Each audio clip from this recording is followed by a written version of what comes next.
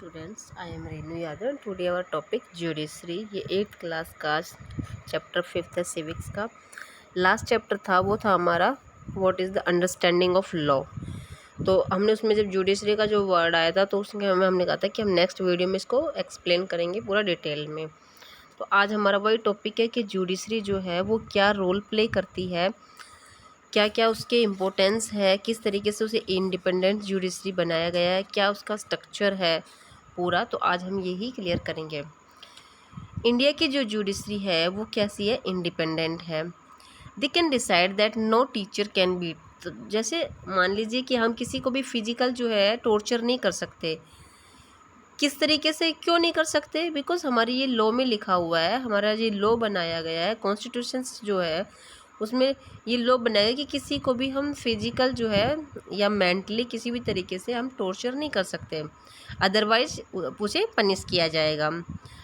तो देश को सही तरीके से कंट्रोल करने के लिए, सही तरीके से चलाने के लिए जो है जुडिशरी सिस्टम लाया गया। जिस देश का, किसी भी कंट्री का जुडिशरी सिस्टम यदि स्ट्रॉन्ग है, सही है, तो वो देश जो है आराम से रन कर सकता है, डेवलप कर सकता है। यदि किसी का जो कंट्री का जुडिशरी सिस्टम ही सही नहीं है तो वो कंट्री जो है सही तरीके से रन भी नहीं कर सकती, पावरफुल तरीके से नहीं चल सकती, क्योंकि वहाँ पर जो है एडमिनिस्ट्रेशन ही सही नहीं चल पाएगा। क्योंकि फेवर में होगा, हर काम फेवर में होगा तो सही तरीके से हो ही नहीं पाएगा सब कुछ। तो इसलिए जुडिशरी को क्या किया गया है, इंडिया में इंडिपेंडेंट माना गया है। अब है कि जुडिशरी का रोल क्या है। यदि क्वेश्चन आता है what is the role of judiciary, तो आपको ये 3 पॉइंट्स लिखने हैं। फर्स्ट पॉइंट है डिस्प्यूट रिसोल्यूशन। डिस्प्यूट रिसोल्यूशन का मतलब है कि किसी के भी बीच में यदि कोई भी रूल्स है, कोई भी या कोई दूसरा टॉपिक, उसमें आपसी सहमति नहीं होती, तो ज्यूडिशरी का हमारे का काम है कि उनमें आपसी सहमति करवाना। जैसे देखिए, the judiciary system provide the mechanism of the resolve dispute between the citizen. दो लोगों के बीच में आपसी झगड़ा हो रहा है तो हमारी ज्यूडिशरी का काम है कि उनमें सहमति करवाना। बिटवीन सिटीजन एंड गवर्नमेंट, चाहे वो सिटीजन और गवर्नमेंट के बीच में हो तो भी हमारी ज्यूडिशरी इंटरफेयर करेगी। स्टेट गवर्नमेंट में, आपस में दो स्टेट की गवर्नमेंट के बीच में तो भी वो जुडिशरी हमारी उसको सॉल्यूशन करेगी। और स्टेट या सेंट्रल गवर्नमेंट और स्टेट गवर्नमेंट के बीच में हो तो भी हमारी जुडिशरी उसमें क्या है, एक इम्पोर्टेंट रोल प्ले करेगी और उसमें सॉल्यूशन हमारा ले निकालेगी, और दोनों ही पार्टी को वो सॉल्यूशन को एक्सेप्ट करना पड़ेगा। सेकेंड है जुडिशरी रिव्यूज़। रिव्यूज़ का मतलब क्या है कि कॉन्स्टिट्यूशंस में इंटरप्रेट किया गया है। इंटरप्रेट का मतलब होता है कि व्याख्या करना या एक्सप्लेन किया गया है। क्या एक्सप्लेन किया गया है कि हमारे जो फंडामेंटल राइट्स जो है उनको जुडिशरी प्रोटेक्ट करता है। किस तरीके से करता है? Judiciary also has to power the strike down particular law pass by the parliament. It believe that these are violation of the basic structure of the constitution.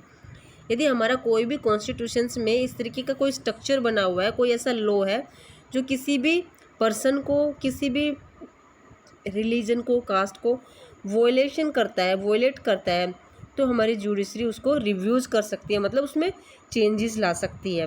Second point ये। Third point है up holding the law and enforcing the fundamental rights. हमारी judiciary क्या करती है, हमारे fundamental rights जो है उनको फोर्सिंग करती है, मतलब प्रोटेक्ट करती है। किस तरीके से प्रोटेक्ट करती है? Fundamental rights have been violate, every citizen of India approach the supreme court.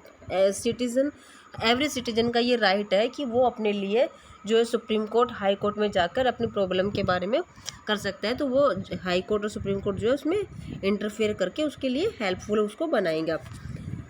तो आपने ये 6th या 7th क्लास में स्टोरी भी सुनी कि हाकिम शेख जो था वो जो है एक लेबर का काम कर रहा था, तो लेबर का काम करते टाइम वो इंजर्ड हो गया था। जब इंजर्ड हो गया तो लोगों ने उसे जो है हॉस्पिटल पहुंचाया, तो हॉस्पिटल में एडमिट करने से रिफ्यूज़ कर दिया था, मना कर दिया था। क्यों मना कर दिया था? क्योंकि वो पुअर पीजेंट था। तो फंडामेंटल राइट्स में हमारी कोर्ट ने ये एक्ट पास किया 21 आर्टिकल्स में कि राइट टू हेल्थ, कि हमारी गवर्नमेंट का ही ये राइट है, रिस्पॉन्सिबिलिटी बनती है कि जिस तरीके से फंडामेंटल राइट है उसमें इसको एक्ट को पास किया जाए, इसको भी कि वहाँ के लोगों के हेल्थ के बारे में जो है सेफ्टी रखना भी हमारी गवर्नमेंट का ही काम है। तो ये किसने किया? इसने हमारे जुडिशरी सिस्टम ने किया। सुप्रीम कोर्ट जो है इस्टेब्लिश कब किया गया इंडिया में? 26 जनवरी 1950 में इस्टेब्लिश्ड किया गया और 1958 में इसको दिल्ली में इस्टेब्लिश किया गया, मथुरा रोड पर। उससे पहले जो है ब्रिटिश गवर्नमेंट ने जो बनाया हुआ था उसी में था। नेक्स्ट हमारा है, नेक्स्ट क्वेश्चन बनता है what is an important independent judiciary, कि इंडिपेंडेंट जुडिशरी क्या है।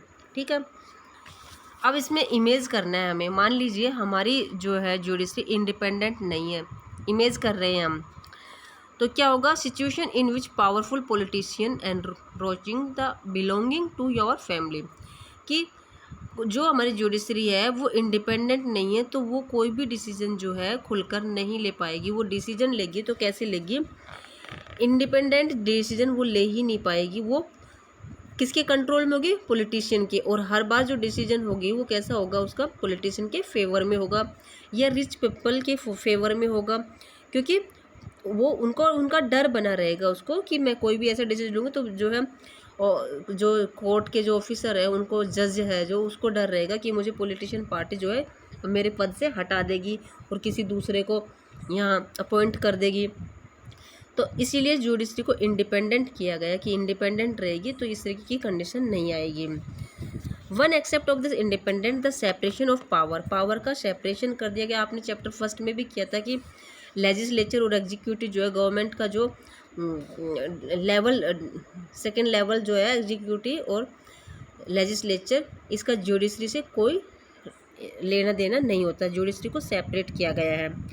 Once appoint of this official it is the very difficult to remove जज, और यदि एक बार जज को अपॉइंट कर दिया जाता है तो उसे हटाना बहुत ही डिफ़िकल्ट होता है। क्यों? क्योंकि ये हमारी पॉलिटिकल पावर के हाथ में नहीं है, इसलिए।